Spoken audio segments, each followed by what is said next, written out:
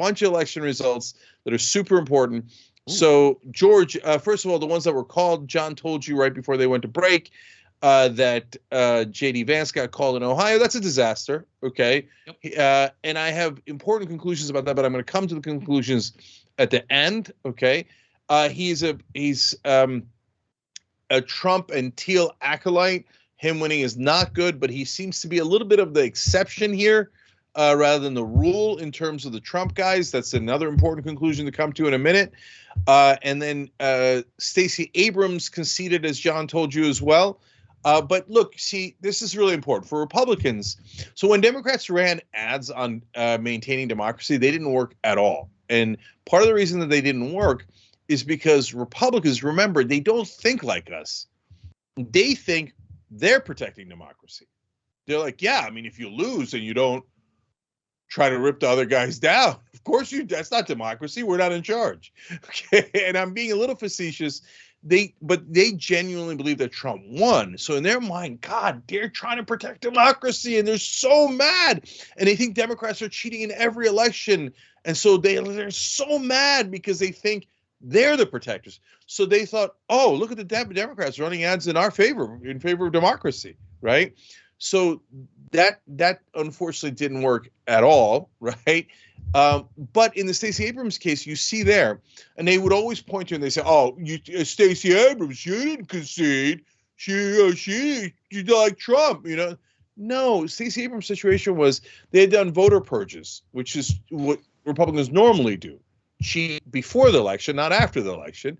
Trump broke the mold by saying, I'd like to cheat before and after. Okay. But Stacey Kemp in that race was razor thin. And if they hadn't done the voter purges, she probably would have won. In this case, it was not razor thin. She lost by 7 points, which, by the way, is, Trump lost by 7 million votes. So neither, it's at least in terms of the popular vote, neither were close, right? And Abrams, when she lost by a healthy margin, was like, oh, I lost. That's it, period. You see how easy that is, Republicans? Now, some Republicans tuned in to see the Matt Gaetz interview, to see us melt down and all that stuff. And then I read a couple of comments earlier in the night where they were like, wait, I don't get it. You guys aren't biased. You guys are also criticizing Democrats. Like, literally, people in this country are so used to each wing of media brainwashing that they're like, whenever there's honest reporting, they're like, does not compute. I don't get it. Right.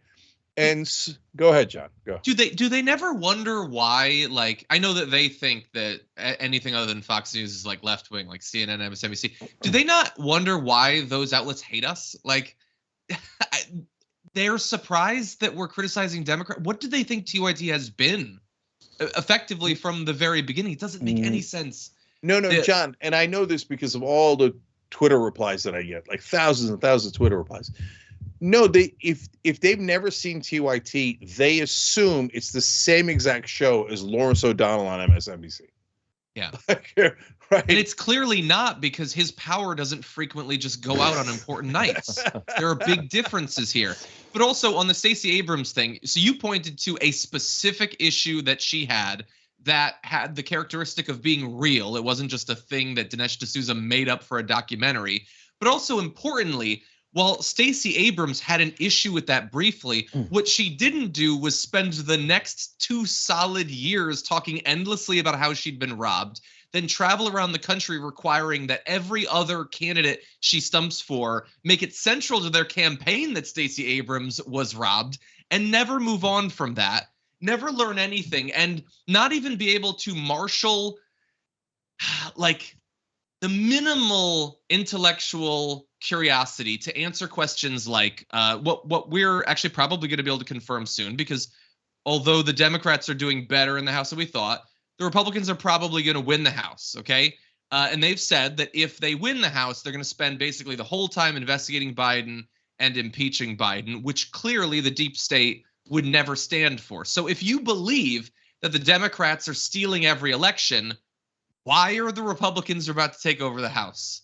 Well, how would the deep state have allowed that? I think it all connects. You guys talked about how whether or not people were surprised, or once they did realize and they watched a snippet of the Young Turks election coverage, and then they go, wait a second, you guys aren't completely biased. What's the matter? You're not carrying water. You're critical. Because I think a lot of us say it all the time. regular Americans, whether they're crazy regular Americans or sane regular Americans, they kind of don't have much time to really watch nuanced conversations, details behind those conversations. They're on Facebook, bro, and Twitter, which is, again, being dismantled for any kind of real information behind it, so that all they get is snippets. They get literal sentences for their political analysis. Like, you see those groomers. Look at those groomers. Look what they're doing. That's why Donald Trump's speeches are, look what's happening in this state. Look what's happening there. And my question is always, tell me what's happening there. There's never an answer. They don't need to give that answer. All they need to do is say, those guys are evil because that's not your football team. This football team is your football team. Root for us. It has nothing to do with policy. It has nothing to do with what they're going to do once they're in office. It has everything to do with rooting for your team. And these things are always told, and the basis for the reasons why you should root for whatever team is always based off of little snippets or what someone says someone else said. You think they have time to watch us for 8 hours a day? Hell no. But they make these assumptions based off of whatever it is they heard. And then once they actually see it, they go, wait a second, I've never watched this before. Same way when they vote. That's all you have to do. It's why it's so easy to say, hey, Mr. Potato Head, the illegals are coming up from Mexico, and look at those groomers. That's all it takes. It doesn't matter anything else. Yeah. All right, guys. So I have so many points to make, but I want to run through the numbers here so you guys are all caught up first, and then we'll come back to each race. So one of the most important races, if not the most important in the country, is Walker versus Warnock in Georgia. And right now, Walker has a 0.8% lead, so a little bit under 1% lead with 85% reporting. But this is the critical part. He's at 49.4. That means he's under 50. If they're both under 50, they're going to a runoff, and then we'll do this again. And by the way, Chase Oliver, the Libertarian, is getting 2 points. So that does not bode that well for Warnock, I think, right? Given that if they go to a runoff, a Libertarian voters are probably more likely to go Republican. Cenk. That ideologically would make sense, but nothing ever makes sense. Go ahead, John. Really fast on that, because we briefly talked about the runoff. What do you think about the fact that in the 6 to 8 weeks, whatever it is between now and the runoff, Trump will have declared for the presidency that he's going to be running? He might be indicted at that point, and it will be the only race for all of the party's attention to go into rather than so many of these. How do you think that those dynamics might influence the runoff? Really, really hard to tell, John. So I would need more information. In fact, I've switched my mind on whether Trump's going to be the nominee like 4 times in the last 2 weeks. So, and I'm in the middle of switching it tonight. So it's way too hard to tell. So everybody that watches TYT knows I love predictions, but in order to do predictions, you need data, you need facts. If you just pull them out of the thin air, then they're useless, they're worthless. By the way, now down to a 0.4 lead in Georgia. So we'll keep tabs on that. Let me go through some of the rest, and I will come back to John's question because I think it's really important in our discussions. So Fetterman and Oz, Fetterman has a 1.1 lead with 72% reporting. So that's another one that is super important. Those are your 2 tightest races. Could go either way in both of those races. But really fast, if I could, the Philly vote that's going to come in, I think is going to swing it. I think of all of these, the one that I'm most confident in is Fetterman. If you look at what votes haven't come in yet, I think it looks very good for Fetterman at this point. Okay, that's great to hear. So Ohio got called, as you guys know, for JD Vance. But I think the difference in that race is also important. Was it a close race or was it not a close race? And right now it's somewhere in the middle. Ohio's about 10 points in favor of Republicans normally. And right now, Tim Ryan with 93% reporting is down by 7, right? So, like I said, the race is over. It's just what conclusions do we draw? The point differential will matter there at the end. Okay. Well, right now, sorry, if you have another point about something else, go ahead. Yeah, just real quick, the last couple of things here. So John also told you Gary Chambers is lost or was losing. He has lost to John Kennedy in Louisiana. And it was a blowout. I love Gary.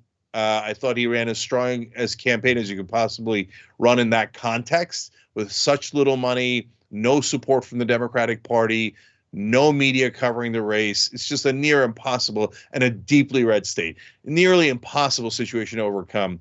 But to be fair, he did get blown out, right? So we're in the news business. I wish it was closer, but it was 64-17, and that's 76% reporting. But this is a very important race, not just for who wins it, but for how telling it is. In New Hampshire, Maggie Hassan with only 50% reporting, but Maggie Hassan with about a 12-point lead, 55-43. So that's really good news, not just for the Democrats, but for Trump being impotent. So politically impotent. And then we haven't gotten into wild cards yet. That's and we're also in the wild card portion of the evening. What does wild cards mean? It means ballot measures and other races that are important in the country. And there are a lot of not just really interesting ballot measures, but really important ballot measures. So ranked choice voting in Nevada, super important, okay? Because in Alaska, it made a gigantic difference. Very likely Sarah Palin would be the congressperson right now if they didn't have ranked choice voting, right? So I think it gets you much closer to reality and to the voters' real, intentions. There's marijuana legalization in a bunch of states. Slavery's on the ballot, believe it or not. Okay, let's cross our fingers and they vote against slavery. And in all seriousness, it is. But it relates to prisons and whether you can use prisoners as slave labor or not. So we'll come back to those ballot measures, but I'm going to do one here before we go to analysis of all the things that I just mentioned. I'm going to go to Arkansas.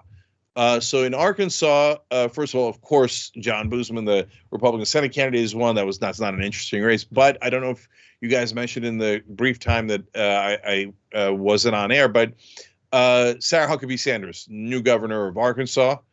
Also not surprising, but depressing. She won easily 63-35. They're not done yet, but they're done.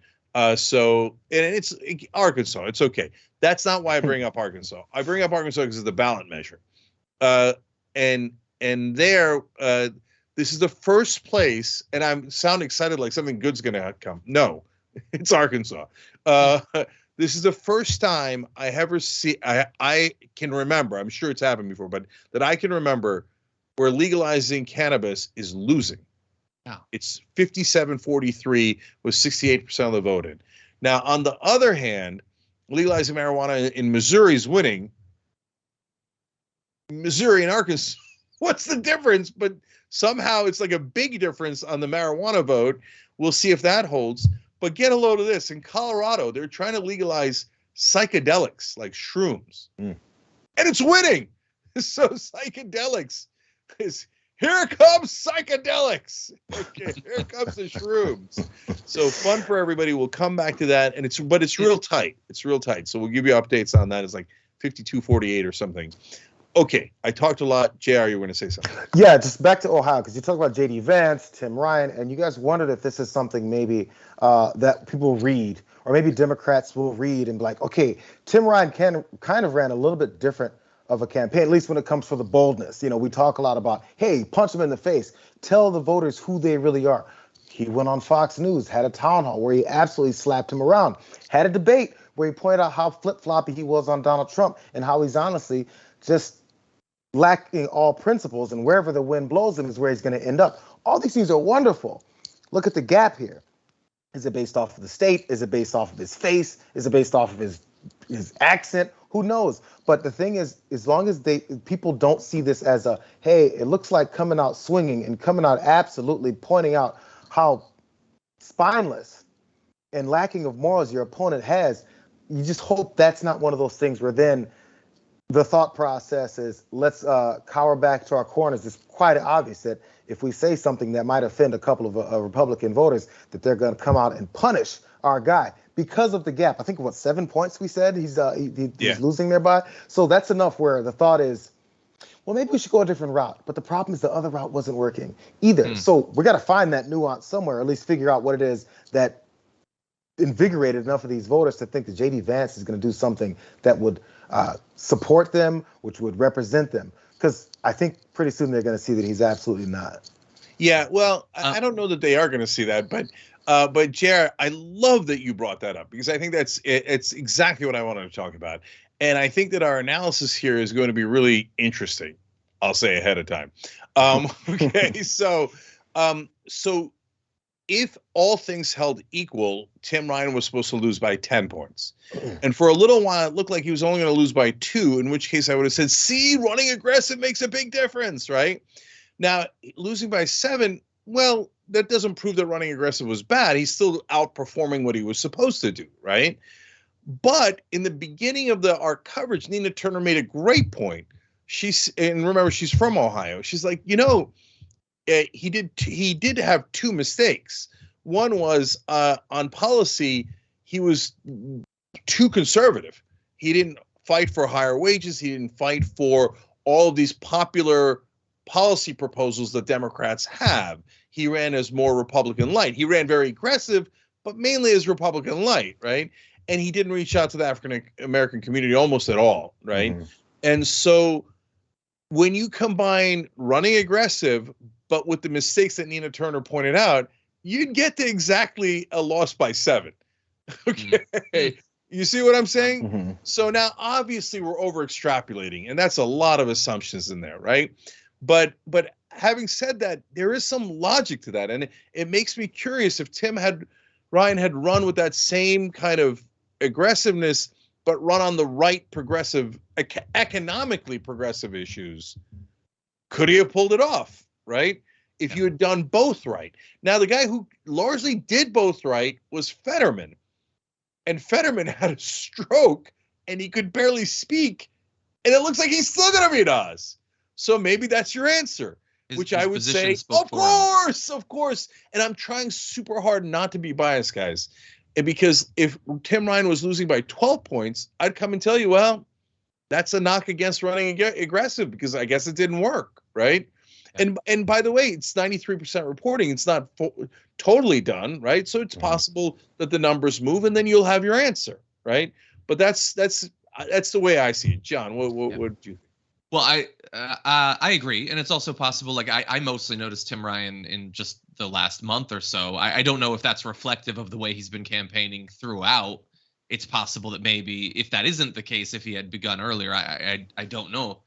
I don't know necessarily, but I will say, while you were speaking, the race in Georgia closed to 0.04%. Jesus. Walker is now leading by less than 700 votes. That is 1 vote for every secret child and/or forced abortion, and that's it.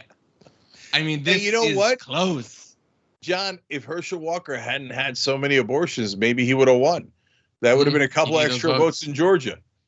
Yeah, but this is and every time it updates, I'm looking again. Atlanta is coming in. I had seen that Fetterman jumped up a little bit. It looked like that is now receding, but Philly still has a lot of votes. Delaware County, Chester County. I think he has a very good chance. We also haven't acknowledged a few. These aren't necessarily surprises, but AOC won again. Raskin won again. Ilhan Omar won again. I think we talked about Summer Lee. But also, as of right now, Hobbs and Kelly are still leading in Arizona. We've been sort of sitting around half of the vote for those two. But Hobbs has, she has a good lead right now against Carrie Lake. So we're going to be hopefully getting results in that. Yeah. Also, some of the California results have started to come in, although not LA specifically, and I'm certainly waiting to see those.